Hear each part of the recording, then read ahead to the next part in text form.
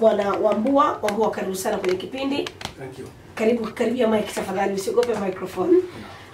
Wambua, story yako tuliweza kuiona katika vyombo vya habari, mitandao ya kijamii, tukio lako. Kwa msikilizaji ambaye anawasikiliza kipindi pengine hajawahi hata kusikia story hii, pengine kwanza ungetupatia majina yako kamili? Majina yangu naitwa Julius Wambua Musyoki. Yeah. Okay. Story yako iliendaje? Kuliendaje, ilikuwaje? Ningependa kusema ya kwamba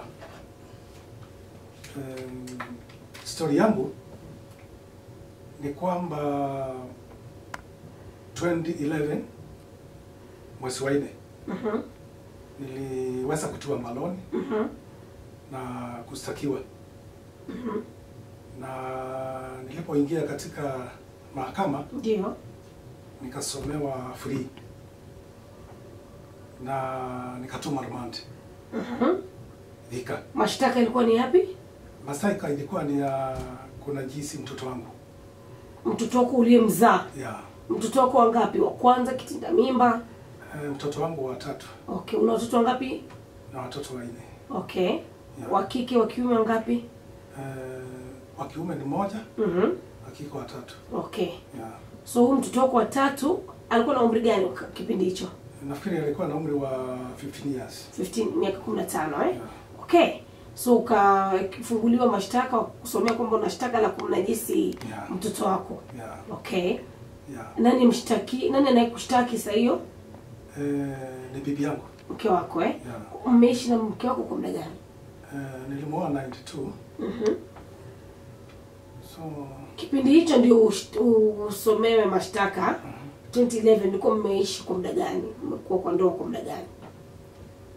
Kutoka 92 mpaka 2011 nimeenda hiyo. Hiyo meto unafanya haraka about 13 years? 28.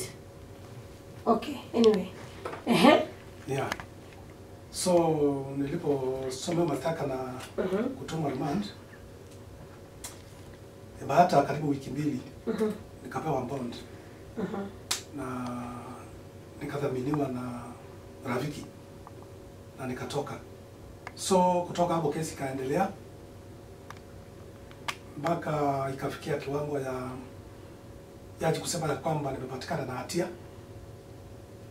na kutoka hapo nikahukumiwa kifungo ya maisha, na kutoka hapo nikapelekwa moja kwa moja mpaka jela kubwa yetu ya Kenya inaitwa Commitment Prison, na nikaendelea na kuishi pale nikiwa natumikia kifungo ya maisha, nikiwa sijui nilitenda nini. So mimi nikaendelea na kuishi katika kolokoloni. Yeah.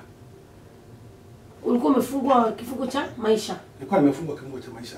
Okay. Life sentence. Okay. Yeah. Kwa nini mke wako alifanya kitu kama hichi? Tatizo lilikuwa ni lipi? Yeah, huyo ni bibi yangu alifanya kitendo kama hiyo. Mimi sikujua ni nini alifikiria, lakini kuna mambo tulikuwa tunaulizana. Tunabishania kwa mboma. Kitu ya kwanza alikuwa anataka niuze ile plot tulikuwa tunakaa, sababu hatukuwa na shamba. Tulikuwa na plot tu, tulikuwa tumejenga pale. Na nilipokataa akachukua hatua ya tuachane. Tuliachana 07. Na yeye akatoroka kaenda Nairobi. So mimi nikabaki pale kwa sababu nilikuwa nafanya kazi kwa na nilikuwa natoka nyumbani naenda kazi. So narudi jioni. Alienda na watoto ama uliachiwa watoto? Alienda na watoto. Lakini kuna ile mpango alikuwa amepanga baada ya siku 3. Nikiwa kazini kurudi nikakuja nikakuta tayari wameenda. So nikabaki pale nikiwa peke yangu. Na nikachukua hatua ya kuwafuata ili nijue kama wameenda kwao mahali mama yake amesaliwa. Nilipoenda pale niliwakuta. Na sikukubaliwa kuingia kwa bomba, lakini niliwaona nikiwa tu kwa gate. Na katoto kamoja hiyo kijana yeye ndio alikimbia akakuja akanisalimia. Na nikaona tayari wamefika na mimi nikarudi sikuingia. So kutoka hapo niliporudi mimi nikaendelea na kazi yangu na nikaendelea na kupikia bibi yangu simu nikimuuliza kwani kulikuwaje. So aliniambia kupika hapo tuweke gaa. Yeye tayari ameshaenda na hawezi akarudi. Nilichukua hatua nikatumana baba yake, akakuja tukaongea. Akaniambia kwanza kabla yeye hajaongea chochote ni siti na kufuatilia. So nilipo siti na kufuatilia kuna siku moja nafikiri nilitoka nyumbani nikienda Nairobi kumtafuta ili aweze kurudi tuweze kulea watoto, sababu wakati wazazi wanaotengana watoto huwa ndio wanaumia. Hakika siku zote. Hakika. Na mimi sikusoma na yeye hana masomo. So wao watoto wakikosa kusoma sisi watu tutakuwa maskini. So nilikuwa nafikiri watoto hao tukawasomesha watatufaidi maisha ya baadaye na hata hao pia. So nilipoenda nilikutana naye Nairobi kwa country bus. Kitu kama saa 7 alikuwa tu anatembea na mimi nilikuwa naelekea kwake. Lakini nilikuwa anauliza mahali anakaa na nikaambiwa. So tulipokutana pale tulikaa tu hapo. Tukaongea mawili machache, nikamuuliza kufikia hapo unasema nini, kwa sababu wewe ni bibi yangu, nimelipa mali, tuko na watoto. Saa hii watoto najua hata hawaendi shule. So naomba urudi ili tuweze kuendelea na maisha na watoto waweze kusoma. Jambo la kwanza kuniambia, aliniuliza kwani ulikuwa unanitafuta Nairobi? Nikamwambia si ndio, nilikuwa nakuja kwako kuambia jambo kama hilo. Akaniambia nataka kukuonya usirudi Nairobi kwa sababu yangu. So enda utulie na wewe utafikiria vile utafanya. So mimi sikupita hapo, niliingia ndani hapo sababu hiyo ilikuwa kama tishio na nikarudi nyumbani. Niliporudi nyumbani, maisha upweke sasa, una mke, una watoto. Niko peke yangu sasa. Okay. Na ninaenda kibarua, narudi jioni. Pale kulikuwa na mbuzi, kulikuwa na kuku, kuna ile wanyama wa mboma, mbwa, paka. So wakaanza kutoroka kwa sababu hakuna mtu wa kuwapea chakula. Mimi nakuja jioni saa nyingine nalala hivyo. Nakuja nikiwa nimechoka. Niliporudi pale nikaanza kufikiria. Sasa 07 imeisha. Kaingia 08. 08 ikaisha. Kaingia 09. So nikawa maisha ni ngumu sana. Na tulikuwa tunaongea na simu tu na Musi ili aweze akarudi. So katika mwisho nilimtumana. Na nikatumana baba yake. Nikaambia baba yake amtumane, akamtumana akakuja. Yeah. Na akakuja kwangu. Kuja tukakaa chini. Yeye kwa kusema kwake kulingana na vile nilikuwa na Musi mbele ya baba yake alisema hiyo mambo iliisha. So nijipange. Yaani yamevunja ndoa hivyo. Hiyo iliisha. So nijipange na nijue vile nitajipanga. Okay. So tukaachana. Officially. Officially tukaachana. Okay. Na akasema hata akikufa. Na wazazi wake walijaribu pengine kushinikiza kuwarudisha pamoja kwa sababu mna watoto. Kuna kitu nataka kusema hapo katikati. Baba yake yeye ndiye alikuwa anatumana anakuja. Lakini mama yake hajawahi kuja. So nilipoangalia kiundani niliona alikuwa pamoja na mama yake. So mama yake hakuna kitu aliyoongea. Wala hata kuniongelesha. Hakuna. Yeah. So aliposema hata akikufia Nairobi hawezi akaziko kwangu, ataziko na anaongea baba yake akiwa hapo. Atazikwa kwa baba yake. Na mbona kulikuwa na dharau namna hii? Ukizingatia kwamba ulikuwa umeenda kwao, umejitambulisha, umetoa mahari kulingana na maadili ya Kiafrika. Mbona kulikuwa na dharau hii kwamba anaweza kupaza sauti yake namna hiyo na kukata kauli namna hiyo mbele ya wazazi wake? Kuna jambo inaendelea hapo huko Masnani. Kitu ya kwanza, urafiki wa kando unaarifu mboma. Pia kando. Yeah. Inaarifu mboma. Alikuwa na mpango wa kando. Siwezi nikajua sana lakini hata kama sio mpango wa kando, alikuwa na marafiki wanawake pia kama yeye. Okay. Anatoka Nairobi, anafanya kazi Nairobi. Na hata hao ndio alitoroka na wao. Wakati alitoka akaenda Nairobi. So nilipoangalia kiundani kuna wazazi, msichana akiolewa upande wa wanawake uanga kimoja na mtoto wao. So ana advise mtoto pia anastahili kukaa mahali ameolewa. Na hiyo inakuwa shida kubwa sana. So nilipoangalia kiundani niliona jambo kama hiyo ndio inaendeleanga. Na pia hiyo marafiki anakuwa marafiki na wao na wako Nairobi na yeye ako nyumbani. So hiyo ndio ilisababisha sana atoroke. Lakini muhimu sana ni kusema ya kwamba tuuse ploti, tungawane ili tuachane. Na sikujua ni kwa nini. Lakini nilipoingia kiundani niliona tu hiyo ni mambo ya kutokana na mzazi. Okay. Yeah. Okay. Turushe historia mbele. Yeah. Umekataa, mmetengana, huo wakati wa kukufunga wewe kifungo cha maisha. Tulikia kiwango ya 09. Mimi nilikuja nikaoa. Kwa sababu sisikaa peke yangu. Hakika. Na nilipooa nilikaa karibu miezi 6 hivi. Wakati alienda na watoto, hao watoto sababu msichana ndio wa kwanza akafuatwa na kijana, huyu msichana alijifunga ndio watatu. Hao wawili alienda nao Nairobi. Na hao wawili wakabaki kwa mama yake. So wakati nilipooa hao watoto wawili walinifunga. Hao ndio walinifunga tu wakiwa wawili. Watoto wa kike wawili. Ya. Wakanitembelea. Wakanitembelea nyumbani. Wakati walipojua nilioa, wakatembelea nyumbani. Wakakuja wakaniambia dad, sisi huko tunateseka na kwa sababu umepata mke na huyo mke ni kama mama yangu, tunakusii ili tuweze turudi ndivyo tuweze kuendelea na masomo kwa sababu wako kwa wanaendelea na masomo. So nilifikiria sana na nikawaambia mtarudi na nitaongea na huyo bibi mdogo ili nione kama anaweza kumbali mrudi mkae naye alafu mrudi shule. So wakapikiwa chakula, wakapikiwa chai, wakakula wakaenda. So nilipokaa na huyo chini na kumuongeleza, sababu nilikuwa namwambia hata nikimwoa nilikuwa namwambia niko na watoto wengine. Lakini mama yao tuliachana. So akubali tuishi na tulea watoto. Akaniambia ni sawa kama hakuna shida. So nilipoongea naye kuhusu hao watoto walisema ya kwamba kwa sababu ulikuwa umenielezea kabla hujanioa.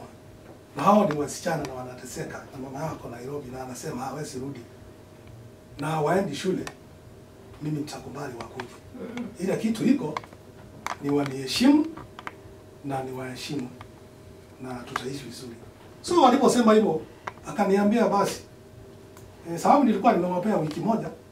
Waliporudi niliwaambia ongeeni na mama yenu huyo.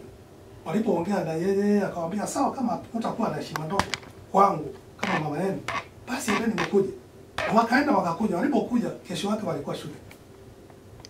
So wakati huyo bibi yangu alisikia nimeoa akiwa Nairobi, changamoto ilianza hapo. Na sijui nilifikiria baadaye hii ilikuwa fulani hao watoto kurudi. Hiyo ndio jambo nilifikiria baadaye. Kwa sababu wakati hao watoto walirudi baada ya siku 2 alikuja mpaka kwa mboga. Akakuja akatukuta hapo, akapikiwa, akakula na akatoka na hao watoto akaenda na wao mpaka kwa mama yake wakiwa wanamtindikisha. Na baadaye wakarudi. Na pia huyu msichana wangu Douglas alikuwa anachunguanga simu yangu anaongea na mama yake akiwa Nairobi. Na mimi sikuwa nafikiria kana jambo kama hiyo inaweza tendeka. Nilikuwa naona vizuri watoto wangu wamerudi, wameingia shule, niko na bibi, niko na msaidizi. Hata kama huyo wako Nairobi si atarudi na ni wangu tu. So akaanza kuja tu kila weekend anatutembelea kila weekend. So siku moja akaniambia sasa nafikiri tuko hiyo mwaka ya 09 imeisha, 010 imeisha. Kwa hivyo sasa kipindi kuna wake wawili. Kipindi hiyo kuna wake wawili sasa. Sasa rasmi Yeah. Okay. Amejirudisha mwenyewe. Hakujirudisha, alikuwa anakuja tu na Okay. anarudi. Anakuja siku hiyo na anarudi. Anakuja Kuona watoto. Yeah. Lakini si kama mke wako. Okay. Alikuwa anatembelea watoto wake. Okay. Na si niko na wao hapo. Yeah. Alikuwa anakuja anakaa chini anaongea na wao. Na tunasalimiana. Na nikimwambia siurudi ananiambia basi akarudi. Ni ile tu alisema akiwa mbele hapo baki.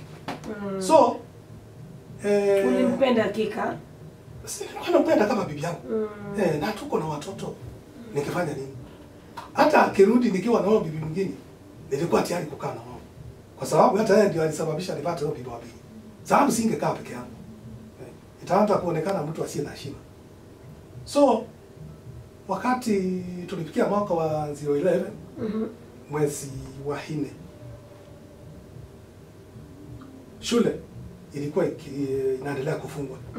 Na akanipigia simu akaniambia, shule ikifungwa naomba ulilisi hao watoto wawili wanitembelee Nairobi ili nikusaidie kununua uniform, makitabu, vitu kama hizo. Nikamuuliza, na hao watoto nimewalipia tuition, wakikuja Nairobi wakikwama, sasa masomo itaendelea namna gani? Na walikuwa wamekaa nyumbani bila kusoma. Akaniambia haina shida, watakuja Friday, alafu Sunday warudi ndio kesho waamkie tuition, waamkie shule tuition. Nikamuuliza na watakuja namna gani? Akaniambia atatuma huyo dada yao mkubwa awakujie ili waende, alafu Sunday wakuje. Nikamwambia ni sawa. Sababu mimi sikuwa na ubaya katika moyo wangu. Na sikuwa najua kama anaweza tengeneza jambo kama hilo. So aliponipigia simu akaniambia sasa nimetuma msichana ili awakujie. So walete stage. Mimi niko na baiskeli, niwachukua na baiskeli mpaka stage. Kwa tunaongea mzuri. Huyo mtoto anachukua simu, anaongea na mama yake, sababu mimi sikuwa na romba kwa watoto. So tulipofika stage, karibu dakika 5, dakika 10, huyo msichana akashuka. Akasema ni mimi nimetuma.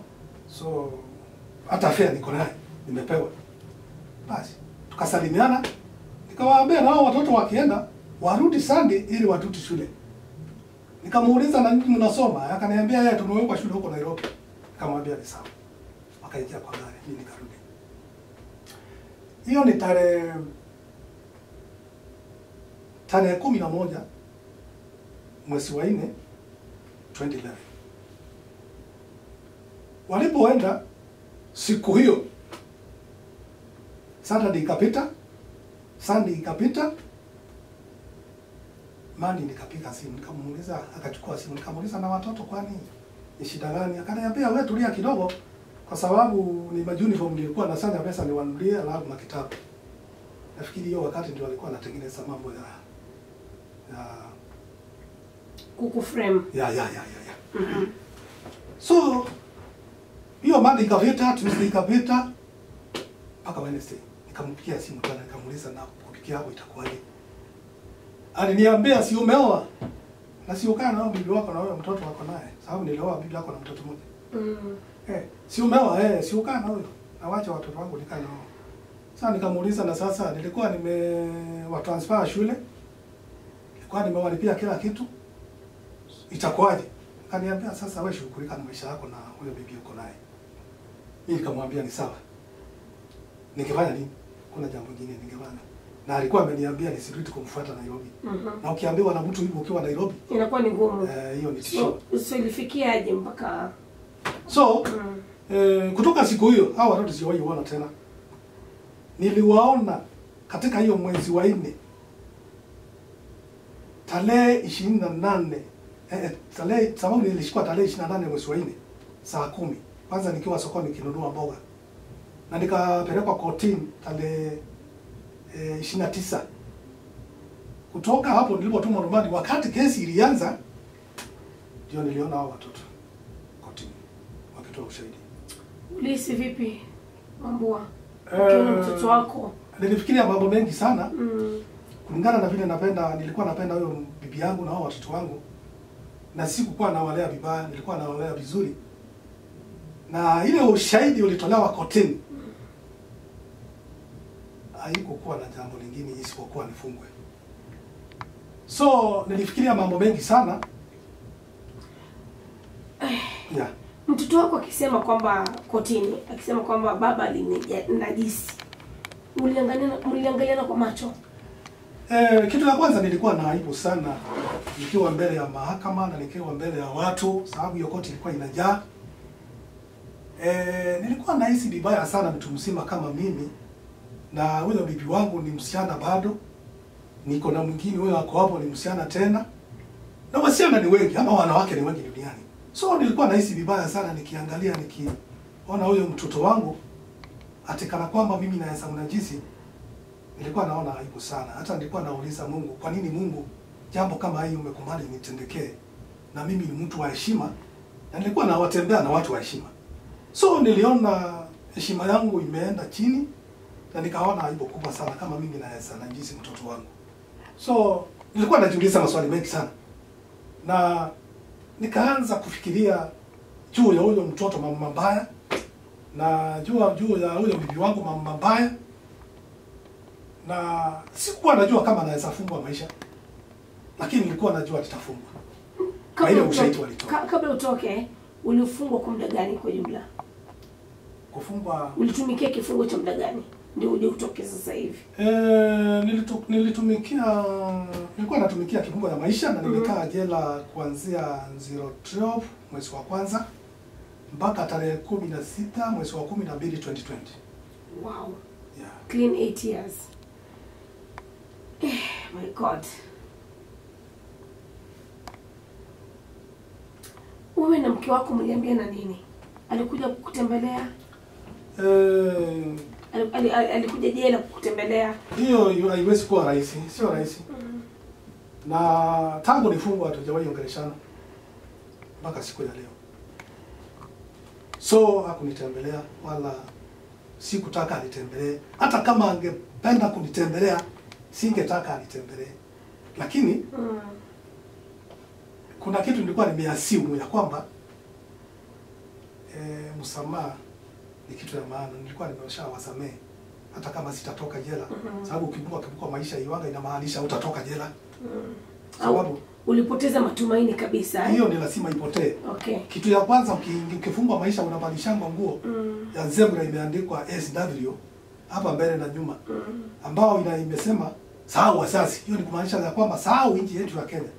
Na usahau watu wako, usahau wazazi wako, usahau watoto wako. So nilikuwa nimeanza kusahau kila kitu. Sababu nilikuwa najua hakuna kutoka tena.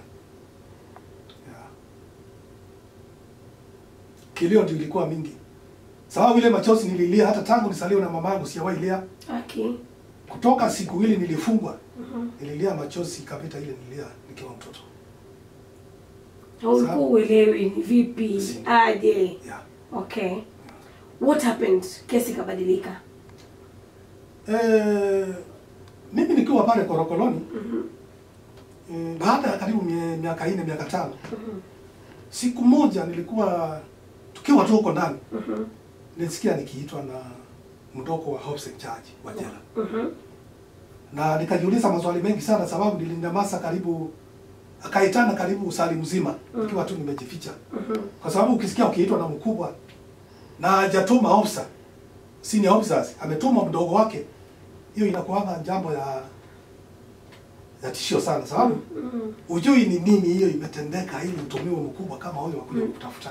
So nikajificha karibu sali mzima.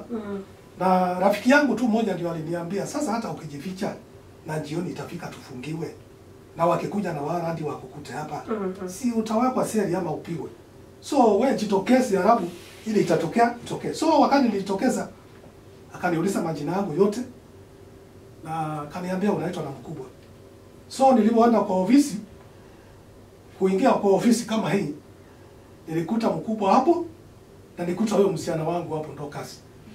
Mimi kusimama kwa mlango ni machozi ilitoka. Sababu nilijua huyu mtoto alinifunga maisha na saa hii ametumiwa vile alitumiwa kuja kwa Hobbs and Charge. Akuje kusema ya kwamba sistahili, yani akuje kusema ya kwamba hata kama rais atatokea siku moja aseme watu wa maisha wale wamefikia kiwango fulani waende nyumbani, mimi sitaenda. Kwa sababu akisema akikuja akiongezea kidogo imekamilika imeisha hivyo. Yeah, itakuwa imeisha. So nililia kilio ya usuni sana. Karibu sali mzima kila mtu akinyamaza. Na hata uzazi Hobbs and Charge alikuwa amenyamaza. So hata huyo msichana wakati aliniona hata yeye alinama na kuanza kulia. Nafikiri nililia mpaka machozi kamwakika chini. Mkubwa akatumana askari Hobbs and Charge senior officers. Akakuja akaanza kupanguza sababu ilikuwa kama maji. So kitambo nusu saa ishe, sasa mkubwa akaanza kutuongelesha. Kaniuliza Julius, kwa nini umelia hivyo? Nikamwambia ni usuni. Kwa sababu gani? Kwa sababu yeye msichana yeye ndiye alinifunga. Na ninaona laughter amekuambia mambo mengi inasalifanya ni kwame jela ama nikufia jela. So nikisema hivyo sikuwa najua nia yake. Akaniuliza na huyu ni msichana wako? Nikamwambia yeye ni msichana wangu anaweka ndoka asimwende. Na kwani unamchukia? Nikamwambia hapana, siwezi ngachukia mtoto wangu. huyu ni mtoto wangu nilimzaa na mimi nampenda, siwezi nikamchukia. Akaniuliza na mama yake, nikamwambia pia hata mama yake ni yangu na mimi nampenda na siwezi nikawachukia, hiyo ni familia yangu. Hata kama niko jela, hata kama sitatoka jela, tutakutania mbinguni. So siwezi nikawachukia. So what happened to... So kutoka hapo msichana aliponyamaza alisema, aliambiwa na Hobson Just, akaambia msichana, sasa ile mambo umeniambia, hebu tujaribu kutuelezea tena baba yako sasa akisikia. Jambo la kwanza msichana alianza kulia na kuniomba msamaha. Kuniambia dad, mimi naomba msamaha kwa sababu ile ushahidi nilitoa kotini ilikuwa shahidi ya uongo. Ilikuwa ilipremiwa na mama yangu na watu wengine. Na wakati tulitoka huko nyuma tukakuja Nairobi, hiyo ndio mambo ile mama alikuwa ameniitia na kila kitu yote ikatengenezwa. Na mimi hakuna mahali nilipelekwa, hospitali mimi sikupelekwa na hakuna mahali nilipelekwa, ile kitu nilipelekwa ni kotini. So naomba msamaha, unisamehe. Na nikamwambia ni sawa, mtoto wangu mimi naweza kusamehe kwa sababu hata mimi kabla sijashikwa na hata nikiwa hapa korokoroni uanga nakosa, na mimi naomba msamaha. Na Biblia inasema ya kwamba kama hutasamehe hata wewe Mungu hatakusamehe. So nimekusamehe na hata hao wengine wote niwasamehe. Okay. Yeah. Uliweza kutembelewa pengine na relatives wako, na walichukulia vipi swala hili wakati ambapo walisikia umeshtakiwa na mashtaka gani? Relatives wako walichukulia vipi swala hili? Waliamini? Marafiki zako? Siwezi nikajua sana sababu jela pale sikutembelewa na mtu. Miaka 8 ulikuwa ndani? Miaka 8 nikiwa pale ndani, ndugu yangu tu anaitwa Peter Musau na bibi yake, hao ndio walikuwa wananitembelea. Na nafikiri siku moja mama yangu alinitembelea na baba yangu mtoko, sababu baba yangu kunizaa alikufa, alinitembelea pia gerezani. Lakini kwa siku moja, hiyo miaka ni kwa siku moja. So ule mtu alinitembelea sana ni huyo brother yangu na bibi yake.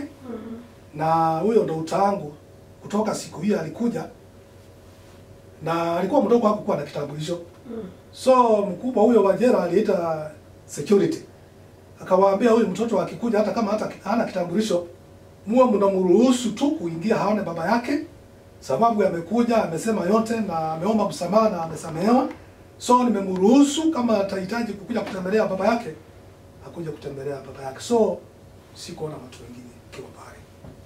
So nani alikusaidia angalau mrudi tena kotini iamuliwe tofauti? Nilipoingia pale korokoroni, kitu ya kwanza ukifungwa na law court unatumanga appeal.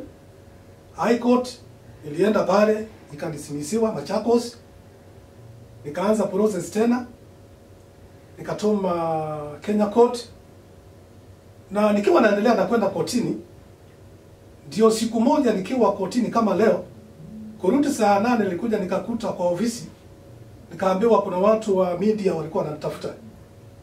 Nikauliza kina nani? Nikaambiwa, sikuambiwa majina, lakini niliambiwa Media Citizen kuna watu walikuwa wanakutafuta. So walisema sababu ulikuwa kotini watakuja kesho. Mimi kesho niliamuka nikaenda kazi, sababu kuna section huko, nilikuwa section ya Redha. Nikaenda na nilikuwa pia nimepewa kusimamia hiyo jela katika usafi. Usafi, nilikuwa mtu wa hygiene huko kusimamia hiyo yote. So niliamuka nikaangalia vile na angalianga, nikaenda section, nikaingia, na nikiwa pale pia nilikuwa natoka hapo naenda kwa library, naenda kusoma vitu pale, ama kujifunza Biblia, ama kujifunza mambo mengi sana pale. So nikiwa pale library ndio niliitwa, nikaambiwa wale watu wa Citizen wamekuja, so wanataka kuongea na wewe. So nikaambiwa wewe kaa hapo, alafu wakaenda wakaitwa na welfare. Walipokuja pale sasa tukasalimiana na tukaanza kujiana, na nikawaelezea yote kama vile nimeeleza mahali hapa, yale yote yalinikumba na ile changamoto zote nimepitia. So walipotangaza kesho yake, nao watu wa KNCHR wakalitembelea, na wakachukua jukumu ya koti. So tulipoenda pale kotini Kenya Court kukesi, walikuwa pale na wakachukulia hiyo kesi hapo, na hata waleo wanaendelea nao. Nafikiri tukiwa pale Kenya Court tulikesi na judgment ikatolewa, ikadismissiwa. Ulihisi vipi ukiwekwa uhuru, ukizingatia kwamba ulikuwa umefungwa maisha, sasa hivi uko uhuru? Kitu cha kwanza nilifurahi na kushukuru Mungu na kushukuru Mungu kwa sababu ya ile njia alitumia kwa ule mtoto tu alinifunga, kumtumie tu akuja kupasua mbarika ya kwamba mimi sikumtendea chochote na mimi nilifungwa nikiwa innocent. So nilifurahi sana na kushukuru Mungu, na pia kushukuru huyo mtoto kwa hiyo mawazo ambaye sijui alitoa wapi. Na pia nilishukuru sana wasu wa Citizen TV wakiongozwa na Lulu Hassan kwa hiyo jukumu alichukua na kunitembelea na kunionji na kutangaza. Na pia naendelea na kushukuru pia watu wa KNCHR kwa kuchukulia hapo na kukua pamoja nao, na ninaamini ya kwamba Mungu atatusaidia. So nilikuwa nasikia furaha sana na kushukuru sana, lakini mpaka wa leo sijawahi amini kama niko huru. Okay. Kwa hakika Sijawahi amini. Sijawahi amini hata kidogo. Kwa nini? Kwa sababu yani naamini yanga nusu. Kwa sababu naona raia. Lakini naonanga mbato hiyo kifungo sio rahisi kuachilia mtu hiyo ya maisha. Okay. So naonanga ni kama sijawahi achiliwa, lakini kwa upande ya Mungu najuanga niko huru. Ujakuja peke yako, naona umeletwa na mheshimiwa Kalembe Ndile. Karibu sana mheshimiwa. Naomba utoe mask tafadhali ili tuweze kuzungumza vizuri, tupate sauti yako vizuri. Mheshimiwa Kalembe Ndile, karibu sana kwenye kipindi, karibu kwa Radio Jambo. Asante. Ni vipi umeweza kutembea na Wambua katika safari hii? Mimi pia nilisoma hiyo story ya Wambua wakati aliachiliwa. Nikasoma vile ameteseka, vile aliwekelewa mimi makesi. Then nilianza kuwaza, kwanza nikaelezwa kwamba Wambua alipoachiliwa alikuta nyumba yake pia imeuzwa. So nikaanza kujifikiria mimi nilikuwa mtoto wa squatter, nimepitia hiyo mashida. Na pia kuna wakati nilikuwa rumandi Machakos. Sikuwa nimefungwa, lakini nilikuwa nimeambiwa nimeita Moi mwizi wakati wa KANU. So nikiwa nimechaguliwa councillor na nikiwa chairman wa Makueni County Council. So wakati nilipelekwa seli nilienda nikaorganize watu tukasusia chakula. And then hapo ndio kesho yake nikawekwa mapingu nikapelekwa rumandi Machakos na nikaambiwa niweko jela. Sikuwa na nguo ya kunguru, wakasema nikiwekwa rumandi ya kawaida nitaincite watu. So nilikaa kwa mwezi mmoja, na hiyo maisha ni ngumu. Unaamka asubuhi, unakunywa uji, unakaba ni kukaa chini hivi kichuchumaa. Unaitoa uji mnakunywa, saa 4 mnaanza kutoa chawa. Saa 4 unatoa chawa, unajaribu kung'ang'ana na maya yake. Ikifika saa 7 mnapigwa kengele, mnakapa tena, mnachukua chakula. Na ni kama kasubu ya makabeji hivi kidogo. Tulikuwa tunakula nyama lini safari moja Friday. So nikikumbuka hiyo maisha huyo aliendea na ni miaka 9. Then nakumbuka sasa akitoka nikasema hata kama alisema amesamea hao, akija apate ile shida tunapatanga hapa, atafute kazi kibarua wiki mzima asipate, labda anaweza amua kutenda vituko arudi jela kwa sababu anaona inchi pia nimemkataa. So nikasema nikaita waandishi wa habari wa Machakos, nikamwambia nimempea shamba eka 2 na nitamjengea. So hivyo ndio tumepatana na Wambua na nikasema atafutwe. So kwa bahati mzuri kesho yake akakuja na nikamwona mara ya kwanza. Na wakati nilimwona watu mara ya kwanza kwa sababu nina hoteli hapo nafanyanga hapo Machakos, naitwa Machabi. Watu wakaamua kunipigia masimu wakijaribu kusema watachanga. So kuna mtu anafanya ng'ambo aliniambia ndilo umefanya vizuri sana, hata mimi nitatoa motorbike. Sorry. Mbadili hadithi alikuwa ametoa imeniguza pia kama binadamu. So hapo ndio tulianza kujuana na Wambua. So hata hii sikukua tu kula. Tumeshughulika kwa sababu nataka aone mahali ya kukaa. Mtu mwingine akanipigia simu kutoka kule Malindi. Anaitwa Mukoma, Muindi Mukoma. Mkamba pia anaishi Malindi, ana shamba kubwa na 7 acres. So akaniambia pia ametoa 3. So mimi nikaambia huyu twende chukua ndugu yako huyo halafu na msichana yako mwende mkaone hiyo shamba. Unajua kitu mtu akitoa ikikaa sana inaleta shida. Kwa hivyo tulienda huko Disemba. Tukaenda kule kwanza huko wakatuchinjia mbuzi, ikawa sasa ndio sikukuu huko. So amepewa shamba pia nzuri sana huko ambao haina kwa jumla na eka 5. Sasa ana eka 5. So mimi nilimshauri hata hiyo asiuze kwa sababu kule nimeambiwa ukipanda nanasi unaachana nazo hata ulimi. Unakuja after 1 month unatoa. Na eka moja naweza ingia nanasi hata 70. Okay. So hapo ndio nimekuja na wabua wakati mmeniambia mnataka akuje naye. Mbona usimame na yeye? Okay.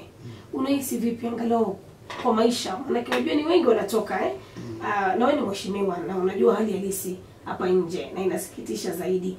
Mtu anatoka na kukutana na maisha. Sio wengi wamepata bahati kama yako Unahisi vipi? Yaani umekuwa na kickstart nzuri kwa maisha baada ya kutumikia kifungo cha miaka 8 gerezani.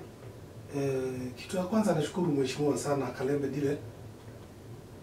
Wakati aliposikia jambo kama hilo alihuzunika sana na pia akanitumania na tukamtembelea na akasema yale yote alisema ambao bado ndio tunaendelea nayo wakati kama huu. Lakini ningependa kusema hivi. Jambo la kwanza mtu akihukumiwa kifungo ya maisha ama ya kifungo ya condemn, watu wao huwa wanasahau ya kwamba huyo mtu atarudi tena. So kama kuna kitu alikuwa ameacha hata kama itaingililiwa na watu wao, hata kama ni watu wengine huko na huko, hiyo kitu itaisha sababu watakuwa wakijua ya kwamba huyo mtu hatarudi tena. So nilipotoka jela nilikuwa na huzuni sana nikiuliza mahali nitakwenda. Kwa sina mahali ya kuishi. Yule mke wako ambaye mlikuwa mmeoana alikuacha? Hiyo mambo iliisha. Wakati nilifungwa akasikia kifungo ya maisha, aliolewa kwa kitambo sasa. Okay. So niko peke yangu ile unaniona. So wakati nilitoka jela nilikuwa na huzuni sana. Nilikuwa nafikiria nitaenda wapi? Sina mahali pa kulala. Sina mahali pa kuishi. Ulilala wapi siku ya kwanza ulipotoka jela? Tulienda mpaka Kitengela. Tukaingia kanisani kwanza. Tukaomba. Ukiwa na nani? Ulitoka na nani? Ulikuwa na nani? Nilikuwa na mawakili wangu. Na wale watoto wangu na brother yangu na watu wengine. Okay. Tukakuja mpaka Kitengela. Tukaingia kwa kanisa tukaomba. Toka hapo tukatoka na brother wangu anakaa hapo Kitengela. So nilikuwa nakaa hapo kwa brother wangu nikiwa na wale watoto wangu. Na hapo ndio nilitoka nikienda kwa mheshimiwa Kalembe Dile. Okay. So maisha kwangu ni changamoto sana. Na kwa saa hii kama sio Kalembe Dile sijui ningekuwa nikifikiria nini. Kama vile amesema labda ningeona maisha ya jela iko rahisi kuliko ya huko. So namshukuru sana, Mungu ambariki sana. Na muonekanie kwa kila jambo na kwa kila njia atakayeendea Mungu awe amemfungulia. Amina. Kwa wakati huu maisha ni magumu kwa sababu bado sijapata mwanzo mzuri, lakini naamini ya kwamba kwa mapenzi ya Mungu Mungu atatenda kulingana na mapenzi yake. Okay. Na pia naomba kwa wale watu ambao wanaweza kunisaidia wanisaidie mimi na niseme familia yangu sababu mimi ndio kichwa ya familia yangu. Na hao watoto wote. Sasa hivi umetoka kwa uhuru. Mke wako mmekutana? Mke wangu hatujawahi kutana. Na nafikiri hatuwezi kutana. Umesema watoto umekutana watoto. Mmoja wao ni Dorcas yule alikufunga. Okay. Alilia kwamba msamaha akaja kutembelea mara kadhaa. Na wale watoto wengine mnaonana? Hao wengine kuna mmoja tu alimtembelea huyo msichana wa kwanza. Nasema sasa hivi vile uko nje. Mnaonana na watoto wako wote? Sijawahi onana na wao wote. Nimeonana na hao wawili tu, hao tu walikuja kunitoa jela. Okay. Okay. Na mke wako yuko wapi? Mke wangu mimi siwezi nikajua na ni kama sitakai kujua. Okay. Lakini nampenda. When I grow up I want your heart. Kuna jambo aliongea kwa sijui alikuwa kwa redio gani, sijui alikuwa kwa channel gani. Kuna jambo aliongea akasema mimi sitaki kusamehewa na sitaki kusamea. So mtu akisema hivyo utashinda ukimfuata. Okay. Yeah. Kuna watu kwa gereza sasa hivi wanakusikiliza na najua unasikiza Radio Jambo sana gerezani Kuna mtu amefungwa na kwa kweli ushahidi ukubainika wazi kama kweli alifanya. Okay. Haki kutendeka. Labda amepata dhulma. Unaweza kumpatia maneno gani? Hili jambo naweza sema labda kwa wale watu wamepitia kama mimi na labda niliwaacha jela nikapahatika, naweza wapa morali ya kuomba Mungu na kujua ya kwamba uliokokea wapi? Ndani ya gereza ama ulikuwa umeokoka kabla kuingia gereza? Hata kama sikuokoka huko jela kuna kuanga neno throughout. Ndio nauliza uliokoka wapi? Uliokoka wapi? Gerezani? Gerezani. Uliokoka gerezani. Unafika jela unaokoka, unacheza wewe. Inakuanga rasmi. Hakika inakuanga rasmi na ni wewe unajirasimisha uokoke kwa sababu ile changamoto ziko huko. Sasa kama ungojea Mungu jamani, unangojea Mungu. Unasema unajilazimisha uokoke. So uokokangi ujulikane na watu, unaopokanga ili ukikufa uende mbinguni. Unaweza kufa anytime. Si ndio? Pale jela unakuanga na Mungu peke yake. Pale ni Mungu unakuanga naye peke yake. You look like a soft man. Ulikutana na watu ruffians huko ndani, ulishtuliwa maisha kidogo? Huko ni lazima ustuke. Kwa sababu unakuta watu wengine wazee wakongwe hata mtu hawezi akajibia chakula. Na ukisikia ile miaka amekaa kama ule mzee alikuwa anaitwa Kibaki alishikwa 1974. Na alikuja kutolewa na Rais Uhuru. Akiwa amemaliza miaka 42 jela. Pale unaweza enda na ujio siku hiyo umefika. Hata mimi nilikuwa na hiyo fulani. Lakini kwa sababu nilikuta mwalimu mmoja alikuwa anaitwa Angre Mbai. Ambao ni mfungwa kama mimi. Na alikuwa amehukumiwa kifungo ya kotem, yani kuuawa. Alipoingia huko naye akaokoka na akawa mwalimu na akawa mtu wa kanzori kukanzori wale wanakuja. So nilipopika tu alinichukua na akaanza kunikazo na kunifunzisha neno la Mungu na kuniambia ya kwamba kuna neno inasema mti ukikatwa uchipuka tena. So hata kama ulikatwa Mungu anaweza kujalia siku moja ujikute Kenya. Nilikuwa nashindwa na hiyo jambo sana. Sababu nilikuwa najua ukihukumiwa maisha mambo yako imeisha. Ndio kuisha. So huyo mwalimu anaitwa Mbai. Na Mbai kifungo chake kilikuwa ni kipi? Alifanya nini? Condemn. Shtaka lake kwa nini? Okay. Yeah. So huyo mwalimu akajilazimisha kuokoka. Hiyo ni lazima. Hiyo ni lazima. Na kama wote jilazimisha kuna watu ambao hawajaokoka huko. Na kusema kuokoka si ati unaweza kuokoka kugumbeli, hapana, unaweza kuokoka ukitafuta njia ya kufika ya mwisho kwenda mbinguni. So pale kuna changamoto mingi sana na nimekutana na watu wengi sana. Na ni lazima uokoke. Upende usipende, lazima uokoke. Hata kama utaokoka na uendelee na mambo mengine mbaya, lakini useme umeokoka. Useme umeokoka. Mheshimiwa, ungependa kurudi kwa siasa? Niko kwa siasa. In fact nilikuwa ni 2022 unaonia kitiki. Wacha 2022 hata hii asimtolio ya Machakos nilikuwa nimeanza kuungana na Wiper. Alafu so tumejadiliana siku kama wiki mbili sasa tukijadiliana, lakini sasa tumeafikiana jana tupe bibi ya mama. Kwa sababu pia nimekuja kugundua pia ni squatter pia. Unajua maisha yangu siwezi piga ndugu ambao ama dada ambao ni landless. Ukaona umwachie. Mwachie kwa sababu huyu mama, in fact tunakuanga na body, tunakuanga kwa body moja ya Tanari. And sometimes ananiuliza wewe ndile director. Ndile nataka kuuliza mimi nilifanyia Mungu nini? So mimi nimemuuliza iko nini, una nini mbaya? Akaniambia imagine mtu mzima kama mimi, ni bibi mzima, nina watoto na sina kwangu na sina nyumba. Hata kuna wakati alikuwa ananiambia siambie Songo na anaona anasaidia watu anitafutie nyumba yake. Anakaa vibaya kwa sababu alifukuzwa nyumba yake kule Machakos. Matrimony home. So wakati nimeanza kufikiria vitu zote nikasema wacha Kavindua simame apate hiyo kiti, na pia kwa sababu pia ni bishop anahubiri. Ndio. Na yale matatizo anao labda ni wakati mmoja wa kujijenga pia. Kujijenga na tetema. Unajua kutetea wakina mama wale wamepitia njia zake. Because mimi for wanaume wale wanataka kuongeza kachungwa. wachie mwanamke wa zamani na watoto wake. Okay. Wendo ukae na kachungo yako ujenge, lakini usisumbue mama. Lakini ule alimeenda hiyo the opposite. Na sio mara ya kwanza alikuwa amekosana na mdama, tena akaoa bibi nyingine, wakakosana na mwingine akaoa mwingine, then akarudia huyu mama. Akasema huyu mama labda ndio ningeweza kukaa naye. So huyu ni mama ambao kusema kweli atatuletea hiyo kitu, kwa sababu tulisimama pamoja na Jubilee pia. Na Jubilee Ukambani ilikuwa inaitwa Katune, ilikuwa itakani Kareli. So alipata 92,000 votes akiwa anasimama women leo. Okay. So wakati tumejadiliana tukaona hata ule mwenye wa Wiper alikuwa amesimama Kala alipata kidogo. Na pia hata huyu amesimamishwa na chap ilipata kura 10,000 za women leo. So tukaona huyu aki-advance anaweza akiwa na Wiper anaweza pata hiyo kitu rahisi. Nimeuliza hilo swali kwa sababu gani maisha gerezani si maisha mazuri. Hakika ni kuna vitu vingi najua, kwa sababu muda lazima tumalize. Kuna vitu vingi ambavyo vinatakiwa kurekebishwa So nimeuliza iwapo basi utaingia katika kinyang'anyiro. I don't know what seat utakuwa unataka kuwania.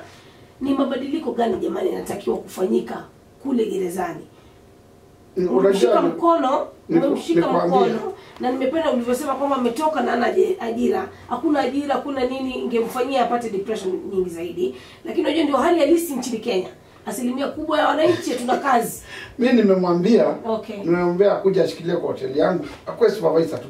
Kuangalia Sejela alikuwa anafanya mambo usafi. Angalia huko hakuna vitu zinaachwa huko, makaratasi, hizo tissues. Mimi nazungumzia lakini mimi nikiwa mbunge wacha nikwambie. Kuna sheria mingi sana tutabadilisha. Kwanza hizo mimi nimeleta hizo visa mingi sana za hizo. Unajua wanawake wa siku hizi mkikosana nao kidogo, ile njia rahisi sana ni kukufunga na watoto. So ndio naambia